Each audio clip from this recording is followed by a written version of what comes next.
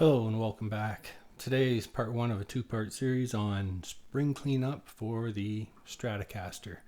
87 Squier Stratocaster ST362L. It's got a little bit of fret wear here, but the biggest problem is that there's too much bow in the neck.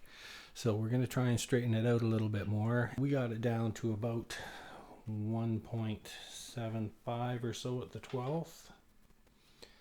But there's a bow in around here that is giving us a little bit high action here. Not really high, it's more around the 2mm, but it's not flat. So we're going to try and straighten that out.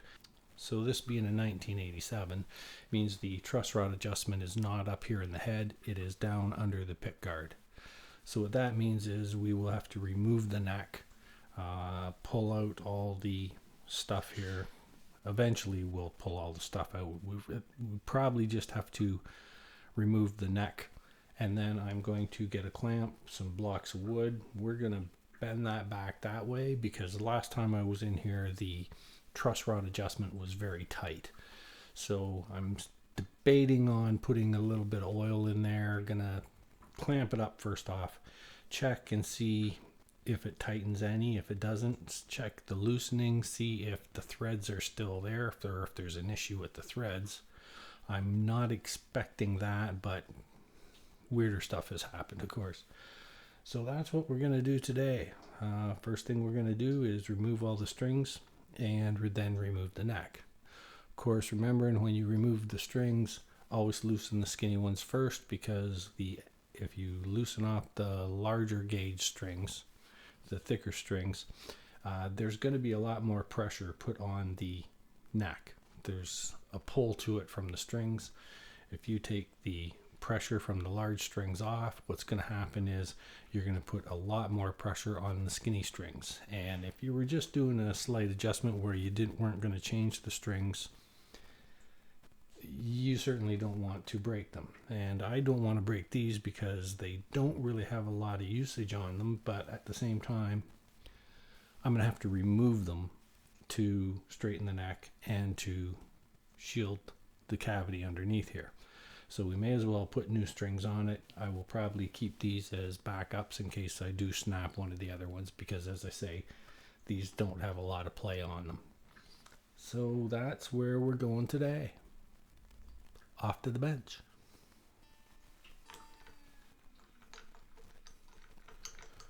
So we remove the strings first off. While I'm doing this, I'm checking for the tension on the keys. The second thickest one seems to be maybe a little tighter than the rest, but we will check that as we go along and see if we can even them up. Being very careful to pull these out of the spindles because they are strings and they are sharp and they will poke a hole in you. Now I like to remove the strings all in one piece. I see people a lot of the time will snip, snip, snip, just create extra garbage. That's not cool. Try and keep them all in one piece. Remove the strings, which will come through the back, maybe.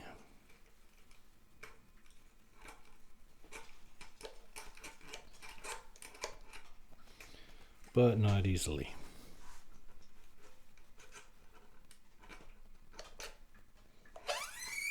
Maybe it will. Once you remove all the strings, keep them all together. Wind them into a nice little coil for recycle. Most of your guitar shops have a spot there where you can take your used strings and they will recycle them. One little coil and my little pile of little coils. Okay, so we need a fairly large Phillips screwdriver, 4 bolts, and then the neck should just come right off. So large Phillips.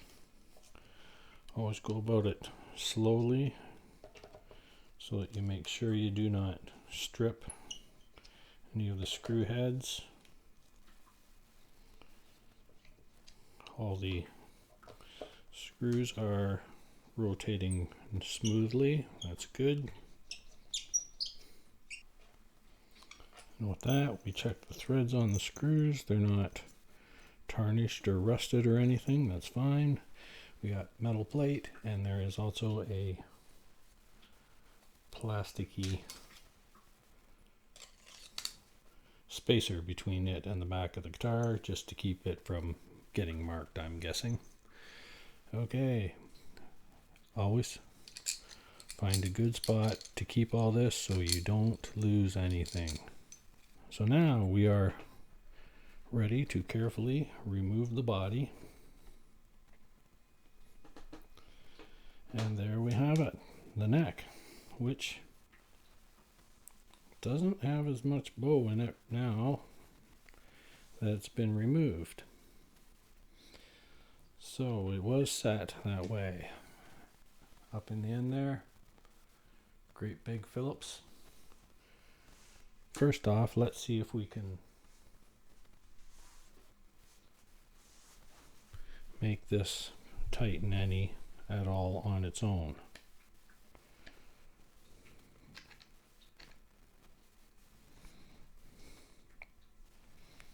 And it will not twist at all.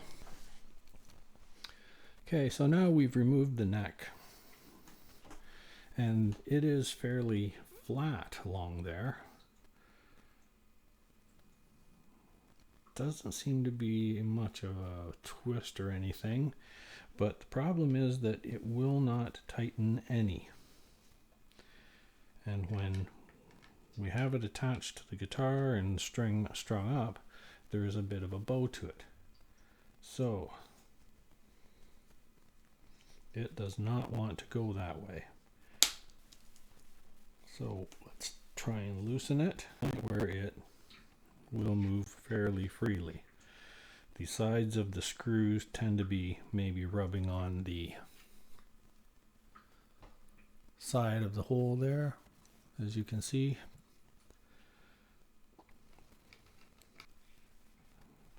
It does kind of tighten at spots, so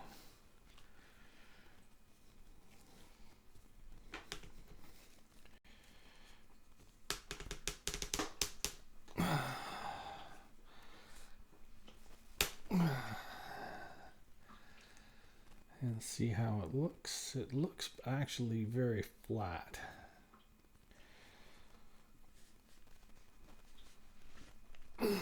So that is not going to tighten anymore. I do not think we want to mess with it any more than that. If we get it restrung up and there's still too much bow in it, then it needs a luthier. I'm not a luthier, I'm just a hack, so we just have to be careful with what we're doing. Some people say remove the screw and put oil down in there. I don't know about that. I don't trust the chemicals to try and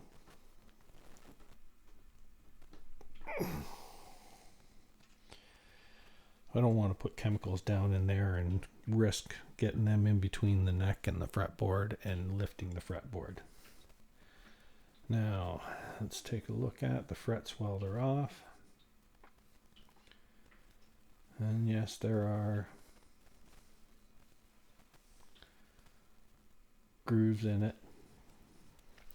So let's move this out of the way.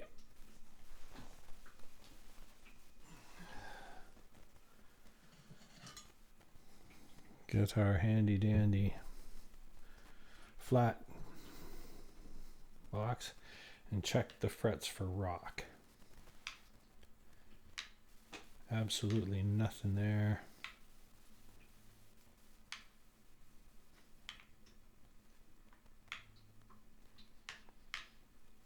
They are flat. There's no rocking. What you want to do is get across 3 of the frets and try and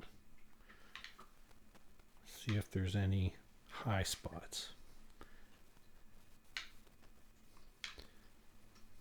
Go across the board, high to low, low to high, however you want to go, side to side, whatever you think is proper. There's a slight bit of rock in these, but it's very minimal, so I'm not going to go messing around with them.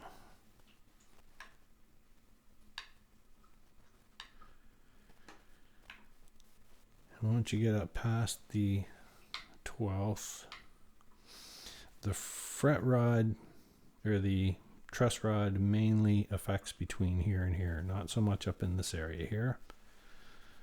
And that's the issue, is when I get it up and under pressure, there's a bit of a bow this way and then it flattens out here. And that's where if I'm pushing here, there's a slight bit of contact up in this area. So we could just file those ones down. I don't get up in that area way too often very much anyways.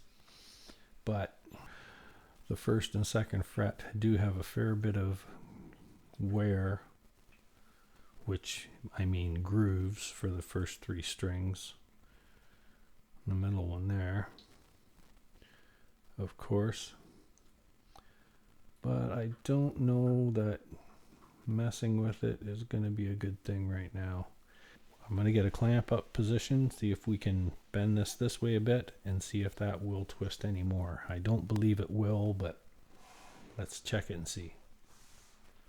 Line it up. Get just a touch of tension so that you can adjust this. Make sure that the base is in the middle of the neck this way. Sure that side good, and create pressure.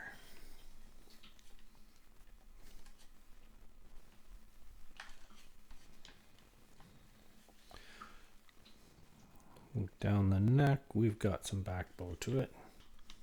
Give it another little squeeze and attempt a tightening.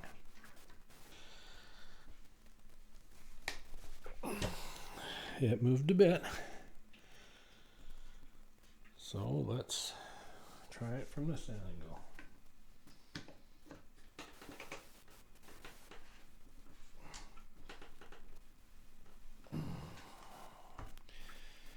Well, it's not moving there, so let's try it with this hand again, see if maybe it's just my arms.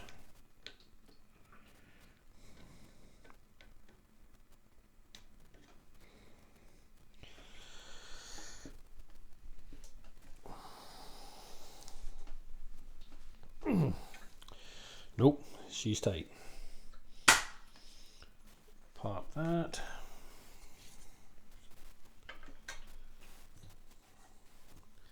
And let's look down the neck again.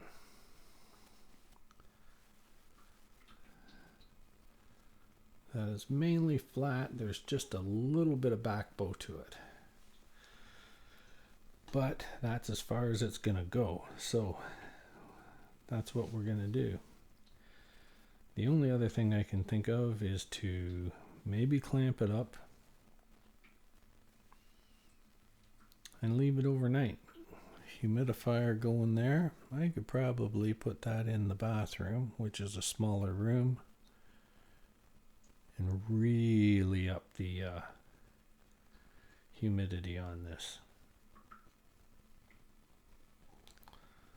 Looking down there, I don't see any real twist. And it is fairly flat still. If anything, a slight bit of back bow. What do you think I should do, people?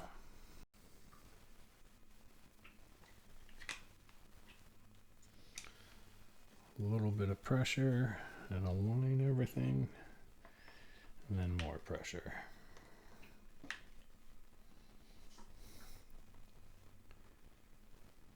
Back bow it is. I think we're going to leave it here for this part 1, and just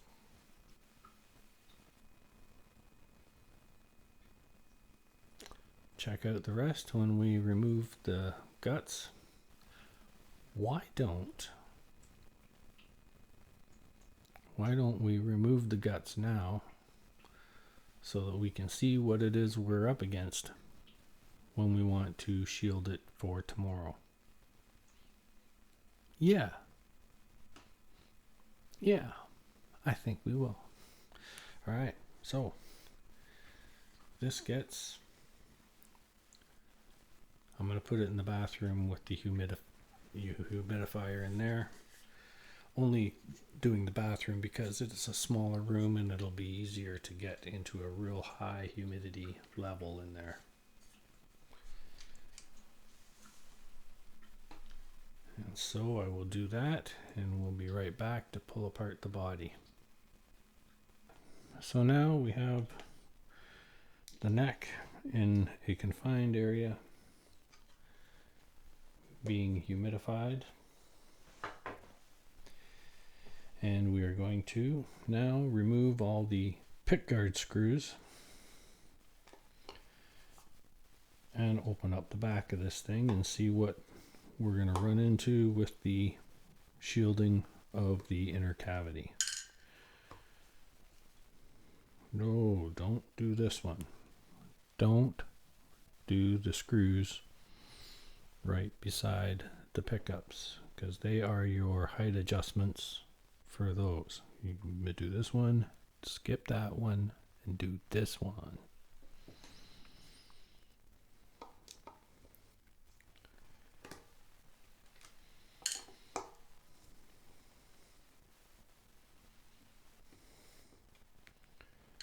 Okay. Once those are all removed, slowly, softly, gently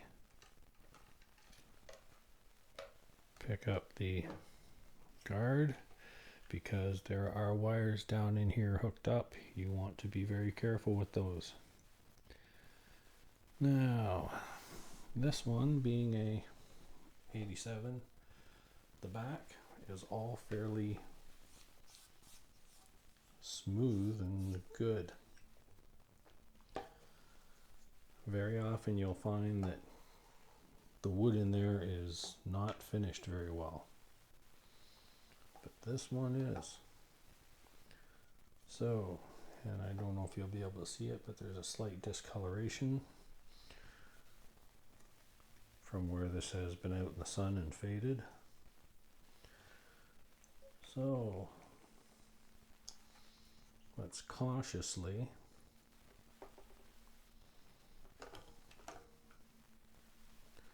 go get ourselves a little clean rag with a bit of warm water and clean up all this crud that's inside there. Don't know if you can see it or not, but right here,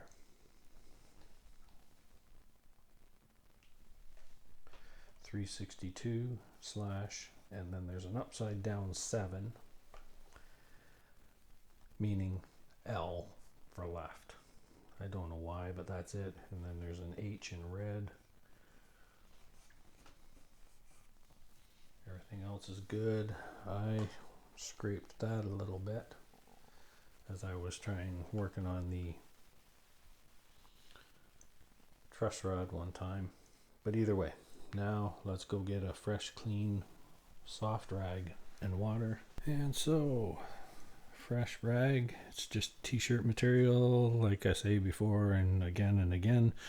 Cut off the hems, because the nylon strings that they use for seams and hems is going to be a lot stronger and might possibly scratch the finish. Now it's not going to matter much because I'm inside the cavity, but better safe than sorry. Just want a nice clean surface to put our tape on. I'm going to be using aluminum tape. I've seen people use copper. This here aluminum tape was $12, And I double checked it, and the adhesive is conductive, so when you overlap the two pieces of tape, you will get continuity across it. We don't want the tape to stick to dirt and come loose. The cavity is much cleaner now, which is what we want.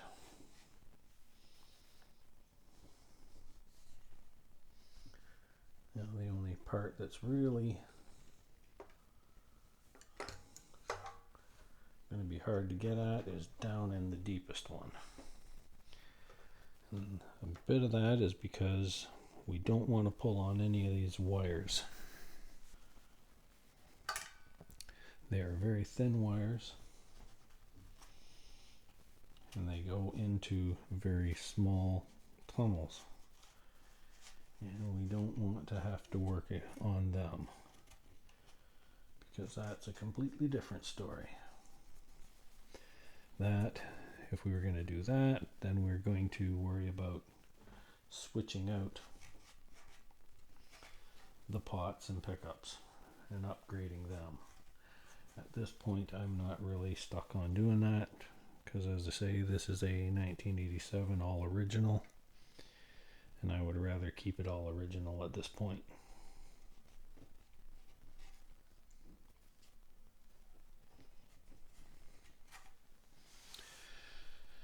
And so there we have it. Cavity's all cleaned out. I'm okay with taping over the rest of it.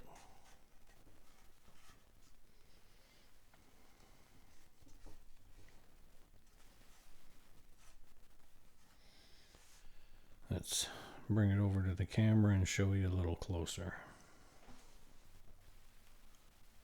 So there are all the cavities. There's a little dirt in that one. The large one. Then up through for the pots and the grooves down the middle where the wires, these wires go.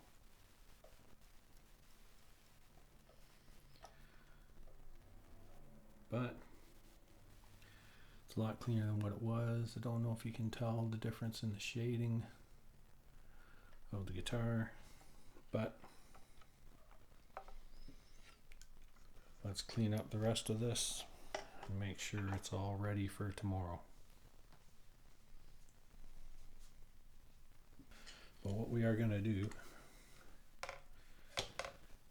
is, with the aluminum tape, try and tape off basically this area here. We want to be able to shield off all the spots that are open. And so with that, we're probably going to finish off this one today. There's what we've got so far. We have removed the pick guard and gained access to all the crevices inside the cavities, of which we're going to shield probably tomorrow. And with that, I think we're going to leave it. The sun's coming to the point where it's going to be hard to do any more recording today. I've got the neck backbowed and in a separate room that it's going to be humidified overnight. See if we can get more humidity into it and maybe loosen up that truss rod a bit, or at least the wood around it. See how we do with that. So that's it. Thank you for watching. Share, like, subscribe.